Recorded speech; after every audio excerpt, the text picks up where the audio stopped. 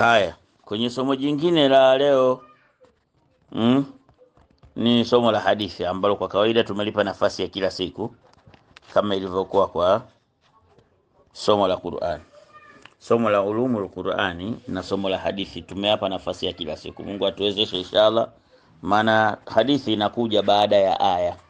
Kwa hiyo hadithi ya Bwana Mtume inakuja baada ya Qur'ani ya Mwenyezi Mungu. Inabidi tusome pamoja inshallah kwa utaratibu huo. Walikuwa wanajali sana utaratibu wenyewe, na sisi inshallah Mungu atuwafikishe kujali utaratibu kuwa Mungu Mtume. Haya, tuko leo kwenye mlango wa toba ambao ndo mlango wa pili kutoka tulikotoka kule tulikuwa tunapita na mlango wa nia katika matendo, sawa? Nia katika matendo. Sasa tumeingia mlango wa toba, ina maana mlango wa nia alhamdulillah tumeumaliza, na tumeona kwamba bila nia hakuna kitu, vitu vyote vinabadilika maana na faida yake inakosekana kama wahusika wasipojihusisha na nia. Tumeona vizuri tena kwa hadithi nyingi maridadi, hadithi mutawatir.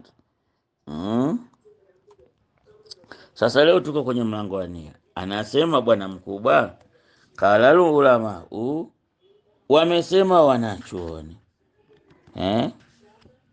wanazuoni, wazee wa zamani wanapenda kuita hivyo, na ile jina lilikuwa zuri kuliko ni haya tunaotumia sisi. Wanazuoni, si tunasema wanachuoni. Wamesemaje? At-taubatu wajibatun, toba ni lazima. Min kulli dhambin, kutokana na kila dhambi lazima pafanywe toba. Fa in kanatil maasiyatu, kama maasi yakiwa baina al-abdi, ni baina ya mja wa baina Allahi na Mungu Taala, Mungu mtukufu. Imamu Nawawi huyu anatufafanulia toba inavyotakiwa iwe. Anasema endapo makosa yamefanyika baina ya mja na Mungu wake, la tataalaku bihaqi adami, hayahusiana na haki za wanadamu. Kama toba inafanywa kwa makosa ambayo hayahusiani na haki za binadamu, ni baina ya mja na Mola wake, falaha thalathatu shuruti, hilo lina masharti matatu ili iwe ni toba na Mungu afikirie kuikubali. Ahadu haya kwanza, an yakhala anil masiya, mtu kutoka kwenye hayo maasi kabisa. Hayo maasi anaomuomba Mungu amsamehe, akishasema ya Rabbi nisamehe, basi iwe katoka kabisa, sio anafanya istizai faliyaf bila kafanya karudia, kafanya karudia. Wathani, na ya pili, ani yandama ala filia, ajute kwa kile kitendo alichofanya cha kumfanyia Mungu makosa akamuasi. Wathalithu, ya tatu, ani yazima alla yauda ilaiha, atia azima kwamba hatorudi tena kwenye hayo makosa abadan, milele. Basi ya Rabbi nimekoma, sirudi tena. Mola wangu nimekoma, sirudi tena, nisamehe. Hayo ni matatizo yako kati ya mja na Mola wake, muelewe vizuri. Fa in fakada ahadu thalatha, kama ikikosekana, sema fukida, hapa ni fukida, tuseme fukida. Fa in fukida ahadu thalatha, kama zikikosekana moja ya sharti tatu hizi, ikikosekana moja katika hizi sharti tatu, lam tasihu taubatuhu, toba haiswihi, ina maana haikubali. Sharti za toba kwa mtu alomkosea Mungu, ikawa ni yeye mja kamkosea Mungu tu, hakukosea wanadamu. Ndio hicho tunachozungumza, watu waangalie au watu tuangalie. Makosa ukimfanyia Mungu moja kwa moja, wewe na Mungu tu, siku ya kuomba msamaha itabidi umsamehe Mungu tu. Umuombe msamaha Mungu tu, sijui umsamehe. Hiyo lugha imeporogojoka. Hizo ndo lugha zinazoporogojoka.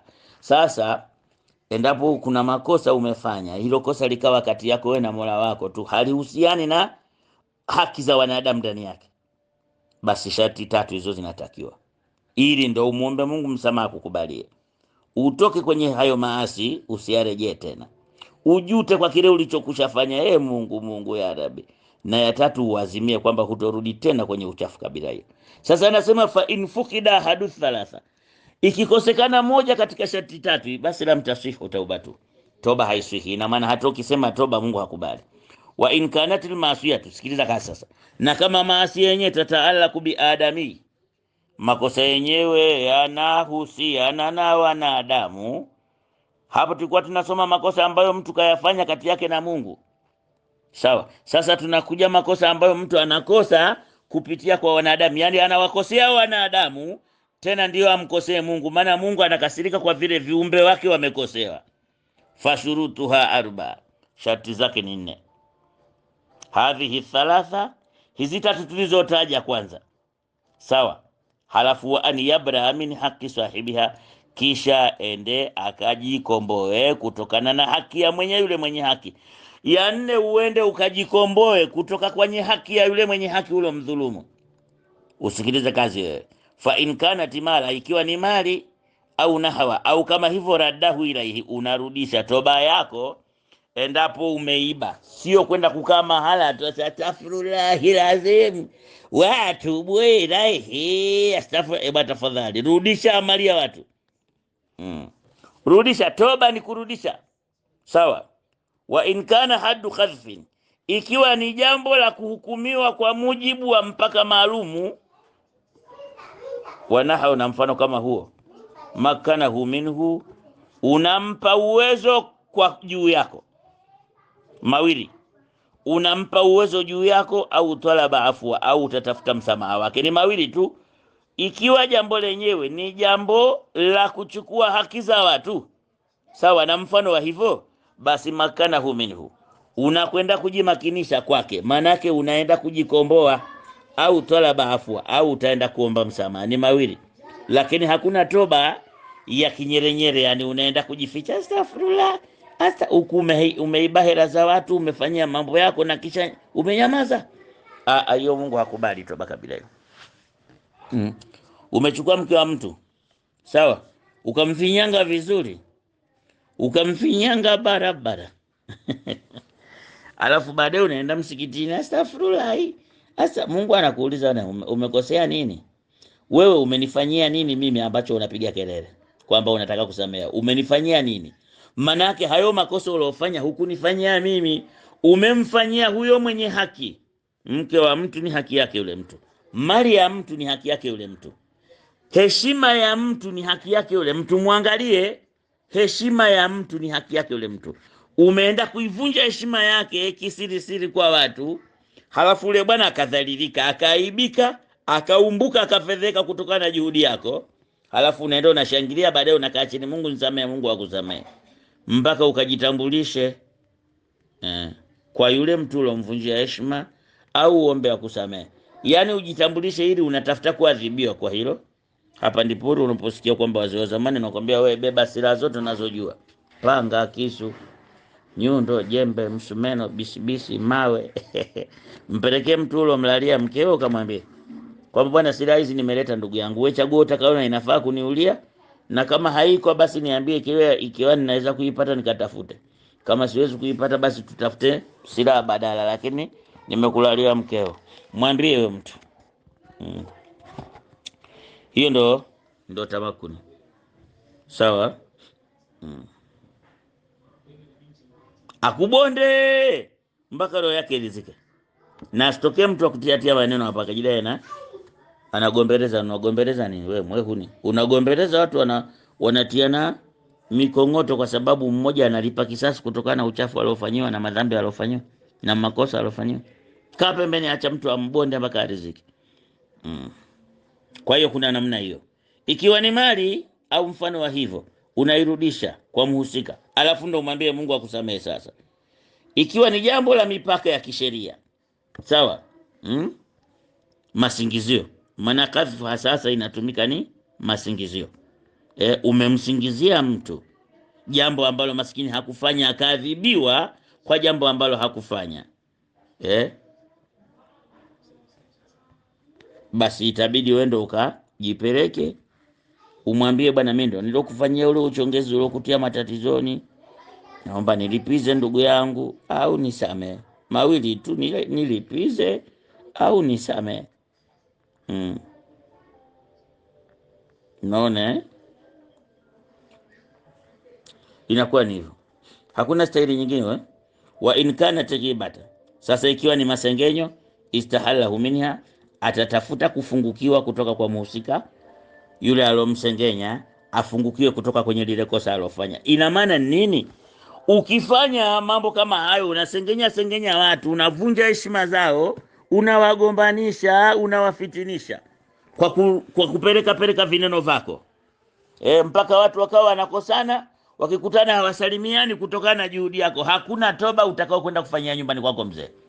Toba yako kabla hujakaa nyumbani kumwambia Mungu akusamehe, uwatafute wale watu uliowafanyia hayo makosa, ujitambulishe. Sawa? Kwamba jamani, mimi ndo niloyafanya hayo, basi ni hukumuni ndugu zangu, au nisameheni. Ni mawili tu, ni hukumuni au nisameheni. Sasa ukisengenya basi ni hivyo. Bwana, nilipeleka maneno ngakutaja vibaya kwa kina fulani.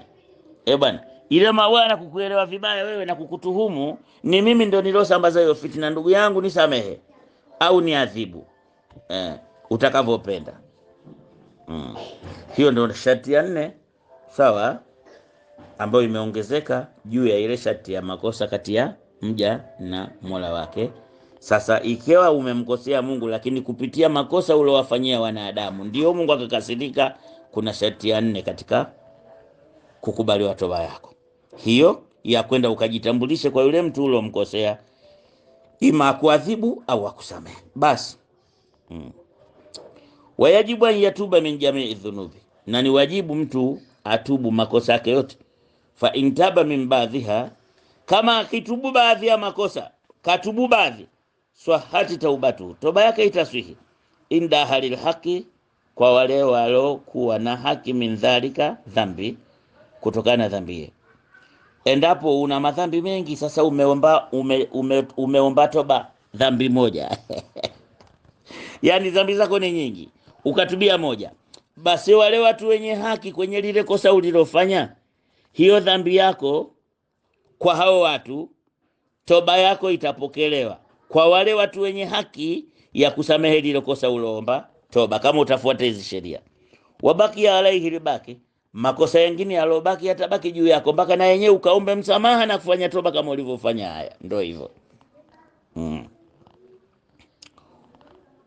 Wakati tadhaharat, na zimedhihiri wazi, dalailul kitabu wa sunna, dalili za kitabu pamoja na mafunzo ya bwana mtume, wa ijma'il umma, na ijma ya umma, ala wujubi tauba, hilo limekubaliana kwa kila mtu na liko dhahiri kwamba toba ni wajibu.